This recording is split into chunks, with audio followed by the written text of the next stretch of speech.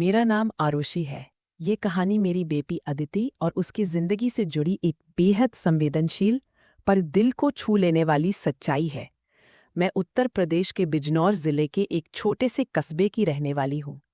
मेरी पहली शादी बहुत कम उम्र, सिर्फ 16 साल में ही हो गई थी।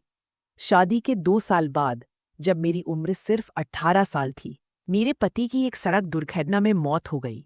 मेरी गोद में 3 साल की बेबी थी और मेरे सामने अंधकार से भरा भविष्य। कुछ समय बाद मेरे माता पिता ने मेरी दूसरी शादी कर दी। मेरे नए पति के पहले से एक बेटा था, अभिषेक, और मेरी बेटी अदिति। दोनों बच्चों की उम्र में बस 1 साल का फर्क था।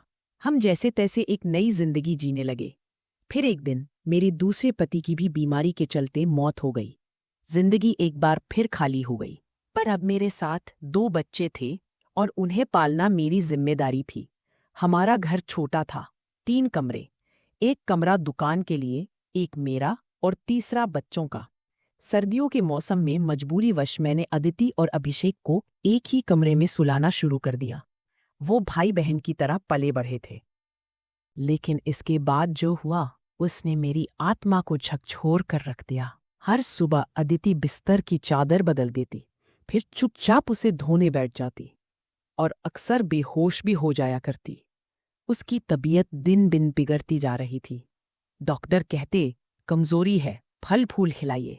लेकिन मैं जानती थी बात सिर्फ कमजोरी की नहीं है, कुछ और है। मैंने उन दोनों पर नजर रखनी शुरू कर दी। एक रात मैंने सुना अभिषेक अदिति को कुछ दवाइयां दे रहा था और कह रहा था, अब तुम बेहोश नहीं होगी, बस 2-3 दिन की बात है। मेरे मन में शंकाओं का तूफान उठ खड़ा हुआ। फिर एक दिन जब अदिति फिर से बेहोश हो गई और अभिषेक घर पर नहीं था, मैंने उसका बिस्तर चुपचाप चेक किया। चादर पर सफेद सफेद छोटे बाल चिपके थे। मैं घबरा गई, ये किस चीज के बाल थे? शाम को अदिति मेरे पास आई। उसकी आंखों में आंसू थे और आवाज कांप रही थी। माँ, हम आपसे कुछ छुपा रहे थे, पर गलत नहीं कर रहे थे। भैया के एक दोस्त ने उन्हें बिल्ली के बच्चों की देखभाल का काम दिया था। 3 बिल्ली के बच्चे रात को हमारे कमरे में होते थे।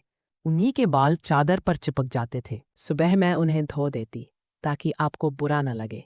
मैं सुन रह गई। मेरी बेटी को उन बिल्लियों से एलर्जी थी, इसी कारण वो बेहोश हो जाती थी, और दवाइयाँ वो भी उसी एलर्जी की थीं। मैंने शर्मिंदगी से उसकी ओर देखा। माँ, हम जानबूझकर कुछ नहीं कर रहे थे, बस घर चलाने की कोशिश कर रहे थे। और आज उन बिल्लियों का आखिरी दिन था। अब वो नहीं आएंगी।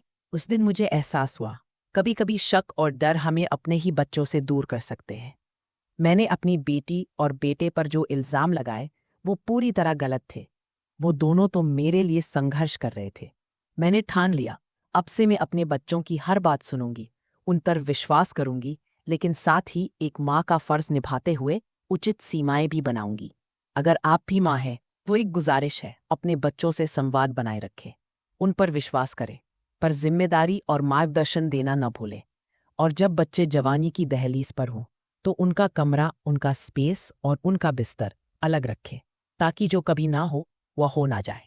अगर आपको यह कहानी पसंद आई हो तो लाइक ज़रूर करें, चैनल को सब्सक्राइब करें और नोटिफिकेशन बेल को दबाएं ताकि अगली भावनात्मक कहानी सबसे पहले आप तक पहुंचे।